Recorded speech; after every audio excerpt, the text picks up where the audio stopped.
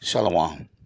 First off, I want to give all praise, glory, and honor to Yahweh, Bahashem, Yahweh Shai, Bahashem, Rakakudash. Double honors to the apostles and the elders of Great Millstone. Salutations to the hopeful elect that are scattered throughout the four corners of the earth. And to all my brothers out here preaching this truth to you, I say Shalom. This is a Montazar from the Chicago camp coming back at you again with another lesson entitled Deflection Won't Change the Truth or Your Fate, Esau. So the last week I did a lesson. It says, sorry, Esau, you were not the Spartans. Okay? So let me go to it real quick. Scroll up. Okay. So this is the lesson. I talked about quite a bit in this lesson. Sorry, Esau, you were not the Spartans. Okay? All right. So after doing this lesson, okay, a lot of proofs, a lot of things were said in this lesson. All right. Can't be debated. It's just it is what it is. Okay. Of course, I had lots of scriptures to back it up. Okay. And then also the historical memories of the shield with the L on it. Okay. That's not a V, that's a L. And in that video, we talked about what the L stood for. The L stood for Lacedaemonian. Okay. All right. So now it's after 3 o'clock in the morning here. I'm in San Antonio. And I just happened to see that I had a comment. Okay. So this is the comment. It says, you cosplay Hebrew is hilarious. Okay. And that was from SWS Development. One subscriber joined my channel 5 months ago. So you have people who join the channel it's stupid to me actually. But I guess when you're scared, you're trying to keep tabs on what you know is the truth. and you're hoping to you're mad at the truth, and so you stick your middle finger up at the truth, right? um, because you're spiteful, right? It's like going into a restaurant you wouldn't eat at and open up the door and say, I don't like this food. Okay. That's what this guy is doing. He's coming on my channel to say you cosplay Hebrew is hilarious. Now think about what he just said. He called it us cosplay. All right, what is cosplay? The practice of dressing up as a character from a movie, book, or video game. Now that's actually ironic because the lesson is talking about how you guys are trying to paint yourselves as something that you're not. You want to be the Spartans, okay? And the lesson and the truth come out and say you're not the fucking Spartans. All right? Now, what he's doing is what's called deflection. But deflection won't change the truth or your fate, Esau. Deflecting means using a defense mechanism to shift blame, criticism, or focus away from oneself when facing uncomfortable emotions, mistakes, or accountability. Sounds like a bitch. Often by changing the subject, attacking the other person, using humor, or blaming external factors. It's a way to avoid guilt, shame, or feeling bad, but it hinders problem solving and damages relationships by preventing genuine resolution and validating the deflector's feelings. Okay? Say your own psychologist. Basically, the mind of a child. Common ways people deflect: blame shifting. She started it. Or blaming a person's internet connection for a late report. Changing the subject. Redirecting the conversation to something else entirely. Like, you Hebrew Israelites are cosplay. Gaslighting. Making you doubt your own perception or feelings. You're too sensitive. Attacking. Turning criticism back on the person, confronting them. What about when you did such and such? or using humor, making jokes to avoid a serious discussion. All right, kind of what this dumbass did. Okay, but I'm gonna say thank you, SWS Development, because you you kind of got me up this morning at 3 o'clock in the morning to do a lesson about your dumb ass. All right. And like I said, the deflection won't change the truth or your fate. I'm gonna tell you what your fate is at the end of this lesson. Okay. And I'm not gonna block you at all. I'm gonna let you stay on this channel so you can get this work. Now, here's the thing, and this is the spirit, because when I did the original lesson, there was a receipt that I didn't put in the original lesson. And I thought about it afterwards. I said, I forgot to put such and such in there. I said, why didn't I put that in there? And look at the spirit, brought it right back around again. The Lord allowed this dumbass to make a comment on my channel. And so now I pull out the receipt. This is from your own AI, dumbass. Were the original Spartans known as Lacedaemonians? Yes. The original Spartans were known as Lacedaemonians, often spelled Lakedeaimonians. This was the primary historical name for the citizens of the Spartan state. Key details regarding the name include official designation. While the main settlement was called Sparta, the entire city-state and the surrounding region were officially known as Lacedaemon. Lacedaemon. Historical usage. The term Lacedaemonian is found in the earliest Greek records, including Linear B, dating back to the Mycenaean period, or the Mycenaean period. In military and diplomatic contexts, such as during the Peloponnesian War, they were referred to as Lacedaemonians by other Greeks and themselves. Slovakia. Regional scope. The name typically denoted the broader territory of Laconia in the southeastern Peloponnese. In the classical period, Spartan often refers specifically to the full citizens living in the city, while Lacedaemonian was a broader term that could include the periokoi, all right, non-citizen inhabitants of the region. Symbolism. This is why the famous shields of Spartan warriors often featured the Greek letter lambda. Okay, so it wasn't a V, it was a L, which stood for Lacedaemon. Okay, all right, so I brought this out in the lesson. And so this guy was hurt.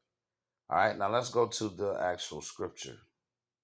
I ain't gonna go, I'm not gonna come out. I might as well just stay right here on the page. I just grab it. Okay. This is First Maccabees 12:5. And this is the copy of the letters which Jonathan wrote to the Lacedaemonians. Jonathan, the high priest, and the elders of the nation, and the priests, and the other of the Jews, unto the Lacedaemonians, their brethren, send greetings. Verse 7. There were letters sent in times past unto Onias, the high priest, from Darius, who reigned then among you, to signify that ye are our brethren, as the copy here underwritten does specify. It is found in writing that the Lacedaemonians and Jews are brethren, and that they are of the stock of Abraham. That's it right there. It ain't nothing else to talk about. All right, let's go ahead and get back to trashing you, cutting the shit out of you. So now, this image is what you want to be, what you dream about. But this ain't you. It's a depiction. You talked about cosplay. All right, you guys are the one that's dressing up. You painted and masqueraded yourselves with the history of the Lord's people, Yahweh's people. Now you feel shame, so you deflect. This is Nahum 3:6. And I will cast abominable filth upon thee and make thee vile, and will set thee as a gazing stock. All right. Nahum 3 and 6. The use of vile in Nahum 3 and 6 is H5034. Okay? Nebel. To be senseless and to be foolish. All right? It was foolish when you decided to paint yourselves as the Lord's people. All right? To be foolish, to regard or treat as foolish, to treat with contempt. Okay? So the Lord is making you vile. He's making you being treated. Everyone's treating you with contempt because you guys are fucking liars. To sink or drop down, to languish, to wither and fall and fade. And that's what your kingdom is doing. Your kingdom and your status is withering, it's falling, and it's fading. To sink or to drop down, to fall, wither and fall, fade or droop, fade away. That's what you're doing, Esau. You're fading away. And thank you, SMS. Okay? Let me go, what's it? SMS. SWS. Okay, thank you, SWS. All right, for inspiring me to do this lesson. All right, for your dumb ass.